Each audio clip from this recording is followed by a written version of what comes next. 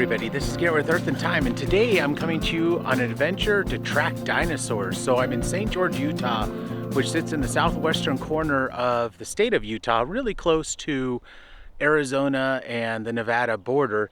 And here there's a number of dinosaur trackways around the city, including one amazing museum, which I visited before and did a video on, which I'll link up above here so you can take a look at that on your own. However, what I want to show you are some of the track sites that are outside of the museum here in the greater St. George area, including this one where I'm at here in Washington, Utah, in this area I believe they call the Red Cliffs or the Dino Cliffs area of Washington. So I want to take you to check out all these dinosaur tracks. Let's get to it. And the first dino track we can see here, we can actually see the three toes right here. So here's one toe, there's another toe, and there's another toe. So this is probably some kind of theropod or meat-eating dinosaur that was walking through here. Now, what's the geologic formation we're in here? We're in what's known as the Chinle Formation. It's Jurassic in age. Jurassic was the golden age of dinosaurs. So you'd see a lot of different kind of classic dinosaurs. You think of Stegosaurus and Allosaurus and the long neck dinosaurs like Diplodocus running around. Now, I don't think we're going to see any of those footprints, but what we do have are some smaller, probably meat eaters, which we can see that one nice one I pointed out in the first place here, and we call those theropods. And we can tell because of the angle of their toes. Usually if they have more of a V angle between their toes, a tighter angle if you will, they're probably theropods. It has a little bit of wider angle. Usually there's some kind of herbivores. Now, I don't know enough about dinosaurs to know exactly what kind of dinosaur this size could have made this track, but maybe that's something that if somebody wants to comment down below, they can tell me. What I do want to show are the large tracks here. Maybe it's hard to see those, but from this angle, let's see if I can point them out. There's a large track here, and another one steps out and steps out and steps out. So we can see these trackways, probably starting even here, where a dinosaur, and I'm going to try to walk with them, stepped. Now take a big step, stepped. Take another big step, stepped, and stepped. I'm going to start tripping over these. Stepped, and then worked its way out that direction. Now, a dinosaur making a trackway this big was pretty large, and we can tell that by the stride and the size of the foot. So I can put my foot in here, and you can see my foot is dwarfed. Can everybody see? I know the sun's not the best angle right now. My foot is dwarfed compared to the size of that track. And I can see from this first track, stick my foot there so you can see it a little better in the light. From that first track, it steps again to here. And then it steps again to here. And then it steps again to here, and then goes. Now, if I look at that kind of stride, I know what my stride looks like, and this is about 2.5 times my stride. So that tells me its hip height was probably 2 to 2.5 times my hip height. Probably. And what does that mean? That means that whatever creature is making these big trackways was probably, I don't know, I'd guess 12 to 15 feet tall. So it was a pretty big animal walking right through here. Pretty cool to see. And with that, again, you had some of these smaller trackways. So we had the small one we saw for first time there. There's actually some other small trackways in here as well. And you can see a toe and then see some toes in here for a smaller trackway. We can come over here. I think somebody's trying to clean this trackway out. And there's probably another trackway right here. And it looks like somebody's trying to clean this out, and another one here. So you can see where a smaller, most likely theropod dinosaur was walking through as well. All right, so I'm going to move on from this track site here in Washington, Utah, where you can see maybe what could have been an Allosaurus stepping through here. Boom, boom, boom, boom. Of course, my favorite dinosaur, so that'd be really cool. I'm just going to imagine that's what that big dinosaur was. And of course, these smaller theropods that were walking through here. And I'm not exactly sure what type of dinosaur they would be. The nice part is this is a really nice, pretty accessible area. It's free to come to. The key is it looks like they're doing some housing development just on the other side of where I ended up parking. And you do have to go up and down a pretty good hill here with some soft sand. Now the soft sand's due to what you can see behind me. All these rocks are really made up of sandstone and mudstone, which means you get lots of sand dunes, which makes it pretty tough going sometimes when you're going uphill. In fact, you can see the sand dunes here. So what are sand dunes? Well, they're just recycled rock. That's all sand is. Sand is in a constant recycling process. It forms into rock, it gets eroded through wind and water, gets transported like the sand dunes here, and then eventually becomes rock again. Earth, the great recycler. Welcome to our next stop, where we're going to look for dinosaur tracks in what's known as the Chinle Formation. So that's the formation that makes up things like Petrified Forest National Park. And we're actually sitting on the limb of an anticline. And I think this is an extension of the anticline just north of what's known as the Virgin Anticline. And we can see all the rock units are dipping towards us. So we're going to work our way through and try to find these dinosaur tracks that are supposed to be in this area. Now, this is my first time visiting them, and so this will be a bit of a hunt for all of us. Let's go take a look and see if we can find these dinosaur tracks. I have found the wall with dinosaur tracks on it. So here's the first dino track. And they are a little bit harder to see than the ones we saw at the last stop, but here's a toe over on this side. Here's a toe, and here's probably a middle toe. I don't know what kind of dinosaur this was. I would guess maybe a carnivorous one, a theropod again. But you can see one track there. There's actually another track here. And what it looks like, and what I'm wondering is if this was really, really deep mud these dinosaurs were stepping in, because these are pretty deep imprints. There's actually another one here. And you really have to, and I guess because I've worked on dinosaur tracks and I've looked at them a lot, I can see them pretty well, but there's actually a toe. I'll actually outline the whole track to here. So this is the left toe, the middle toe, the right toe, and here's its heel. And so if you start training your eye to look for some of these things, like here's another one. This is probably the next step from the first one I saw. So we have a right toe, a left toe, and then we can see its middle digit there. So dinosaur number one stepped here, and then you'll see where dinosaur maybe number three came through there. Dinosaur number one stepped again here. We can see its outline, and then stepped again right here. And there you can see the toe, the middle toe, and the right toe is a little bit in the shade. So the first track I saw was this one, right in here. Now this dinosaur stepped here, and then I can see it stepped here. And then I can see it stepped again right in here, and I know it's in the shade. So you can get an idea about how big these dinosaurs were based on their gait or their stepping pattern. So this may have been a running dinosaur because it's such a long distance. And if I put my foot up next to it, so there's my foot, and we can see if I zoom down there a little bit more, there we go. We can see the one toe, second toe, and the middle toe kind of in here. It actually has a crack that's formed along it because it was a zone of weakness. We can see it's about the size of my foot, maybe a little bit smaller. And so if I think about my stepping pattern, if I was running, that's about the gait I would have too. So this dinosaur is probably about my size, and I'm just under 6 feet tall. And so this gives me an idea that if I was going to step like that, I would probably be running, or I'd have to have very high hips with small feet. This other dinosaur that we can see here actually has a pretty similar gait. So if I go, gait distance from there to here, back to here. So this is looks like it was much, much bigger. So if I put my foot here, we can get an idea. There's my foot, and we can start seeing there's one toe, there's another toe, and I'm right next to its right toe. And you'll see it's a little bit larger than my foot. And it's got about the same gait as the one with a smaller step. So a couple hypotheses or ideas of what could be happening here is this dinosaur was just walking, kind of meandering along what was probably some kind of dry lake bed or some kind of edge of a lake bed. And I'll show you why I think that here in a second. But it had the same kind of distance as the one with much smaller feet, about half the size kind of overall in feet. And so that suggests to me that that one was probably running. This dinosaur was probably walking. Now, how come I think they were at some kind of beach? Or maybe they were in a dry riverbed.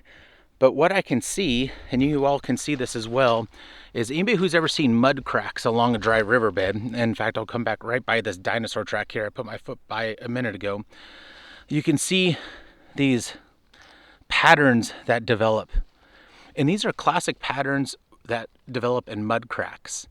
And so this tells me wherever the dinosaurs were walking would occasionally get water and then it would dry up. So they probably walked through here when it was muddy. Imagine walking on the edge of a lake or walking along a riverbed when the river's high and then eventually the water levels go down. It leaves behind these mud cracks, and those mud cracks get preserved in the fossil record and give us a clue to what kind of environment the dinosaurs were living in. So here's some pictures of some mud cracks. And we talked about mud cracks when we were looking at the dinosaur tracks, because we see the dinosaurs actually stepped in muddy substrate and there were mud cracks that formed around them. And so these are nice examples of mud cracks out here in the Mojave Desert as an example of what a modern day mud crack looks like.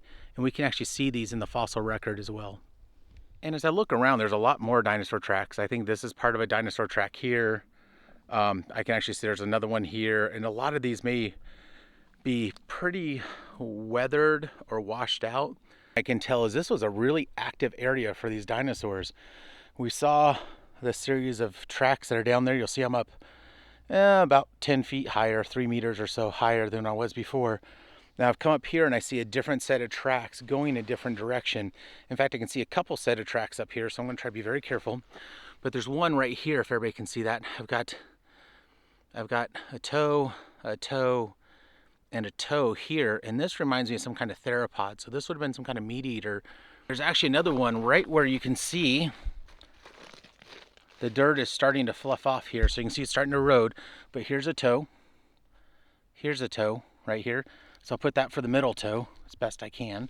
There's the middle toe, there's the upper toe, and there's probably a toe just starting to erode out now. So this is all being preserved by this next layer of silt and mud that sits on top of it. So eventually, as this erodes away through time, we're going to be able to see a lot more dinosaur tracks being exposed. And the more I look, the more dinosaur tracks I see on the surface. This is really exciting. So just down from this bush diagonally, there's another dinosaur track in this area going a different direction. So it looks like it's going parallel. In fact, I can see one track and I can see its second step over here. So if I start naming the dinosaurs or just numbering them, so we had dinosaur number 1 that went through, that had the bigger track. And then we had dinosaur number 2 that had the smaller track but looked like it was maybe running. And then if I come over here, we just saw dinosaur number 3 right here. Sorry, it took me a second to find that, going that direction, going up that way. And then I can see dinosaur number 4. We can see from the bush over here coming down, and that dinosaur is moving that direction, going that way. We'll see how many more dinosaurs we can identify. All right, check this out. Here's yet another dinosaur track going a totally different direction, totally opposite direction of what we were looking at before. And a couple of things I want to point out here. One is it's pretty deep. So it's at least as deep as my finger to the knuckle. 2, you can see the toes are more rounded. Often when we see something like this, it's an herbivore, not a carnivore, whereas some of those other ones we saw were probably carnivorous dinosaurs. This would be much more like an herbivore, a plant eater. But we can get an idea for the size of this foot. There's my whiteboard. And this is much bigger than my foot and probably a little bit bigger than the one we saw down below, but it may be a related species. So there's a step there. And there's its next step. And you can see me is actually another set of tracks going this direction. So yet another direction, another dinosaur walking this way with this different foot pattern and size than the last one I saw. So I think it's 2 different dinosaurs. And maybe this is the same dinosaur coming back and forth on some of these over and over again. However, what's really cool to see is that there was so much activity here. But here's a dino track. I think that's a piece of a dino track. it continues on over there, plants growing in the next one. And if I go from here and I look slightly down, we'll see some of the dinosaur tracks we were looking at earlier. Dinosaur tracks number 1 and 2 are way down there, and they were, remember, cutting across that way. So it looks like a lot of these seem to be cutting in and out in this direction. So it makes me wonder what they were going to or from back when this was deposited in that direction. Maybe that was the direction of water and they got a drink or food and then came back this way, or it was behind me as the direction of water and food. But there seems to be a consistent pattern of movement going this direction. And the other thing I just noticed is I noticed it's a lot muddier here, and I can see some deeper prints. You know, these probably were all made around a similar time, but I just saw a set of tracks just above me that are a little tougher to get to, that I'll see if I can get up there. There's a set of tracks right in here. Here's the middle toe and around, and they're much shallower. They don't seem to have, this dinosaur, although it looks like it could be a similar size, looks like it didn't sink in the mud quite as far. So I'm wondering if this dinosaur walked through here after this area was starting to dry up. And I can see a track here, and it looks like there's another track in this mess over here, and then I lose it. Oh, maybe it's right up there. It is. It's right in there, and there's a little white rock in its center toe, and then I lose it going that. Nope, there's one more. I can see the next one. It's up there also. So this one's walking kind of that direction. So this one's coming across a little bit, still coming from that northeast direction, but staying more parallel. And I wonder if this is giving me a hint that this dinosaur wasn't sinking as deep, although a similar size. So maybe the ground wasn't quite as muddy, and it was maybe tracking the shoreline in a different way in there. So that one's hopefully pretty obvious to everybody. And there's actually one that stepped just above it that's coming this direction. It's actually right, and I apologize, my shadow's in it. Let me see if I can get out of the way. I'm getting kind of a precarious spot here. Here's another track there.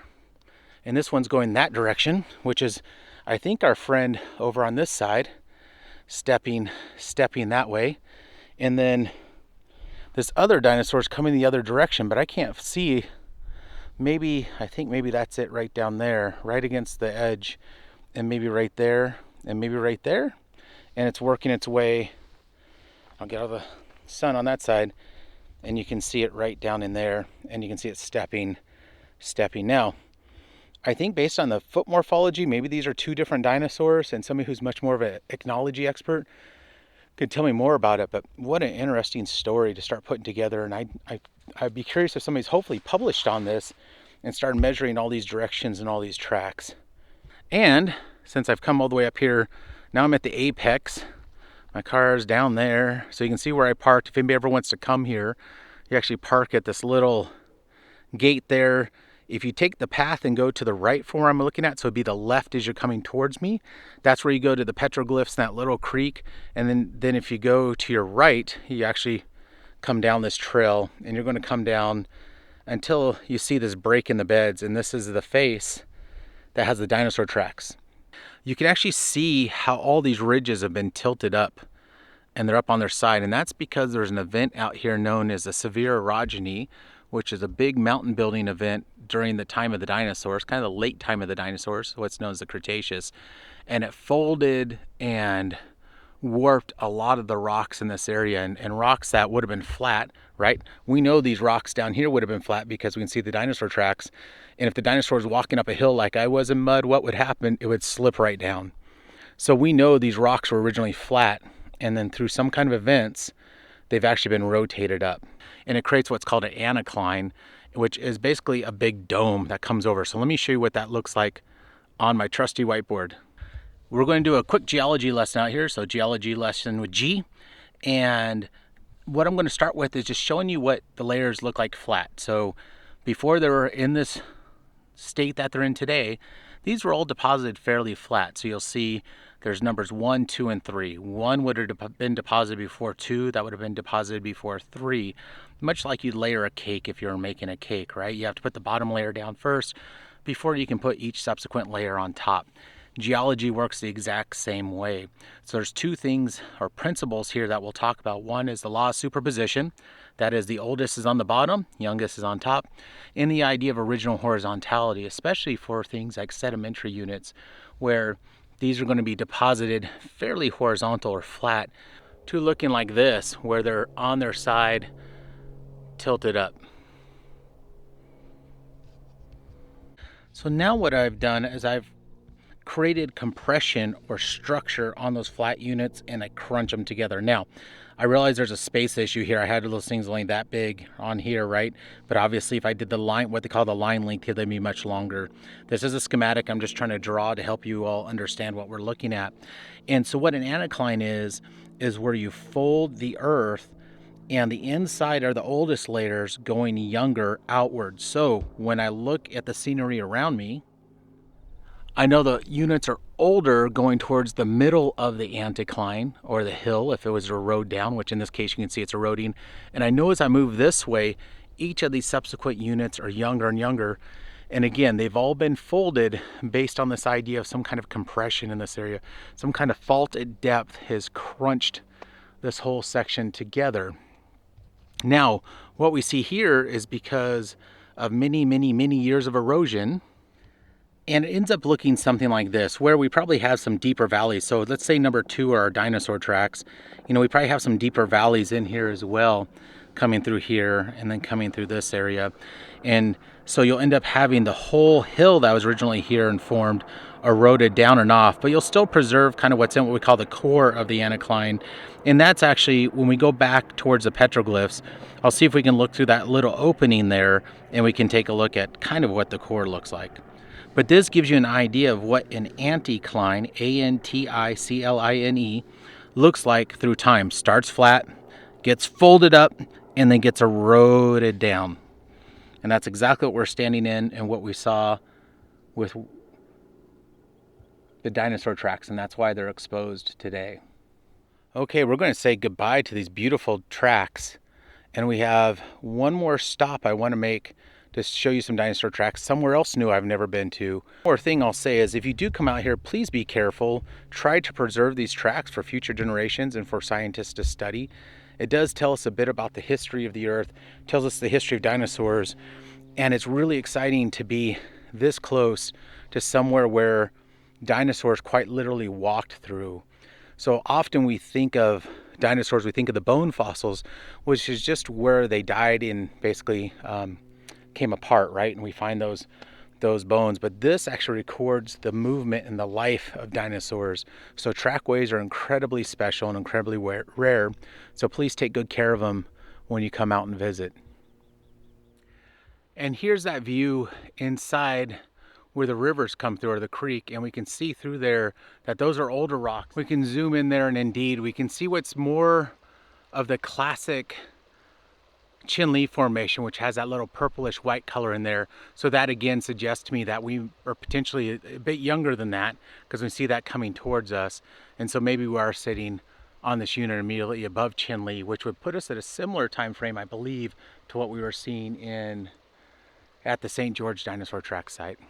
I had to make a quick stop and just show you the scenery as I'm driving away from those dinosaur tracks. You could spend hours and days just exploring out here, just in this one area in this corner of Utah, and you can just look at this spectacular geology that's here. And this is all, by the way, the lower part I think is all the Kayenta formation. So this would have been the similar formation that we saw the first set of dinosaur tracks in Washington, and they're grading up into what's the Navajo sandstone, which makes up Zion National Park, which is about half an hour in that direction from here. In fact, you can see what looks a lot like places in Snow Canyon. Although I'm out here in the St. George area looking at dinosaur tracks, I did want to plug Fort Pierce, and I want to plug my friends Searching for History, so you can check out their video about this fort. So here you can see Fort Pierce, which was set up during the Black Hawk War here in Utah. And again, go check out Searching for History's channel. I'll link this video down in the description below from them, and please check that out. And on to our final free stop. We're in Warner Valley area, so I took a dirt road outside of St. George. It took about 20 minutes to get out here. So, and they have this trail, and I'm going to look for the dinosaur track sites here. Now these dinosaur track sites are in the Kayenta, and the Kayenta are the same age tracks that we saw at the first stop we went to just outside Washington. In fact, look at this. They have a site etiquette, so please be kind to the fossils. And because it sits in the Canta, that puts us in the early Jurassic. Now, what I learned, I stopped by very quickly and talked to one of my good friends at the dinosaur track site here in St. George, and he informed me that the tracks we just came from at Babylon are actually not Chinle, not Mojave, but also Canta, and they would be the lowest most Canta, which I believe is right up against the Mojave, which is why I thought maybe that's where they were. But he informed me that that's the case. I think those are also Canta. So all these sites we're visiting are all from the early Jurassic, maybe latest Triassic, depending on how you break up the dates for those sections. So pretty exciting. So we're really getting a good look at what a lake or river system looked like at the beginning of the Jurassic. And it's not too long of a walk. So I've been walking on this trail maybe for 5 minutes or so, and I can already see where they have markers for the trackway. And here we go, working our way down here. Now, because nature is fickle, and as we learned, rocks are recycled over and over again. They've tried to protect the trackway here from water, but you'll see sand starting to come over it and really starting to hammer the surface. In fact, actually seeing the dinosaur trackways are not quite as obvious on this surface as I was hoping for. The other ones were real obvious. Here, it's especially difficult, and maybe even with the light right now. Although I can see a couple track sites in there. All right, I can see some tracks right here going towards me. In fact, if we look right down here, there's a track. There's another track, and there's actually a series of tracks coming right towards me. And here's some information about those tracks. So there's a lot on here to talk about what we're seeing. The types of dinosaurs they think made these. And let's see what this says. So there's two types of trackways that are here, they believe, and those are graulator tracks. And those are the small ones like we just saw, and they think they may be something related to something called a Megaphanosaurus. And it stood about 6 to 8 feet tall, about 3 feet at the hips. And they think maybe that's what it was. One of these was with the smaller tracks, and you can see it's about my size. And then the other one they call a Eubrontes track, which is a much bigger theropod. So maybe some of those bigger ones we saw were related to a Eubrontes. And they think maybe the Eubrontes were actually Dilophosaurus. And of course, Dilophosaurus have made their debut in things like Jurassic Park and other dinosaur shows. So you can see what they look like. But they think that maybe these tracks were from Dilophosaurus. And we really haven't covered how tracks are formed, but you can think about a muddy substrate. An animal comes through, steps in it, creates an actual track. That pressure gets into what's known as an undertrack, and later on there's mud or sand and mud that come in and fill the track and create a natural cast. So people think of using plaster a lot of times, which please never do that to tracks. I'm going to plug right now, but that's kind of that same process, but it happens in nature and actually can preserve the track. If you use actual plaster in these things, unfortunately, it destroys the tracks. So here's a look at the Warner Valley track site. So we walked coming through here, and that first set of tracks I guess I saw were these ones, which are the graulator tracks. That was that set of tracks there. And it looks like there's some Eubrontes I walked across. I'll take a look for those. And it says you are here, and it looks like there's some Eubrontes around this area. Let's see if we can find some of those. I was able to find some more graulators real easily, but I don't see as many of the Eubrontes. In fact, you can see a graulator stepped here and here. And you can see where it continued to step. And there's actually some other tracks going off in other directions here. But I still don't see an obvious Eubrontes. Let me keep looking. Ah, here we go. I found one here. So I walked around on the outside edge here because I didn't want to walk over any of the tracks if there's any I was crossing over. But here's a Eubrontes track, and you can see the single toe, the right toe, and the left toe coming out here. So this could have been something like a Dilophosaurus. Now I'm trying to figure out where the follow-up track is at, and unfortunately, oh, I do see it. I can follow this guy. Cool. So unfortunately, the surface, as you can see, is very weathered, and you can see the pebbles and dirt and sand, all that starts eroding the surface. But with that being said, there's actually a really nice trackway for Eubrontes, and I'll try to stay at this angle and see if we can see it together. Okay, here's number 1, and then I'm going to come up here. Can you all see number 2? Right in here, and then number 3. So this is the same dinosaur, potentially Dilophosaurus, walking through. Here's number 4, and you can see the tracks there, and here's number 5. And then unfortunately, it looks like the next section is all totally wiped out. But at least we got to see some of these Eubrontes tracks here as well. And here is a nice one. In fact, you can actually see the nail coming off to the side here, where its nail sunk into the mud, the central toe, and then the other toe. And it looks like there may be one other one up there too. It's just really faint. So here's a step back on the side of the surface, so I'm not stepping on it, but you can actually see a number of trackways working their way. Mostly looks like growlators in this area, and then the Eubrontes were on the far side up there. That's really cool to see, although I will say my favorite tracks I've seen today were definitely in Babylon. All right, well, from here I'm just going to make one last stop, and it'll be a quick one just to give you a little bit more information about the dinosaur tracks here and where you should go if you come to St. George. You should check this place out because it's amazing, and the curator there, Andrew, is amazing. They've done a great job putting together a world-class museum. And one more pan through the beautiful scenery here, especially now that the clouds have come over. It's a good time to see these amazing flowers in the desert. Absolutely stunning. And I can't imagine a better place to end this video than here at the St. George Dinosaur Discovery Site, which I've done a video on before, and I'll link that up here and I'll put it in the description down below.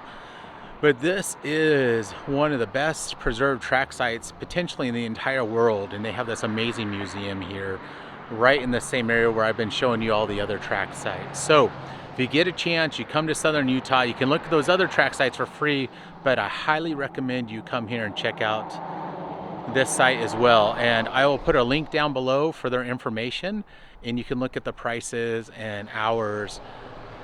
Again, please come check this place out. And with that being said, and I'm going to use this amazing guy for my outro, thank you all for joining me today to check out all the dinosaur track sites around the St. George area. And if you enjoyed this video, you all know what to do by this time. I look forward to seeing you all on the next episode, and take care.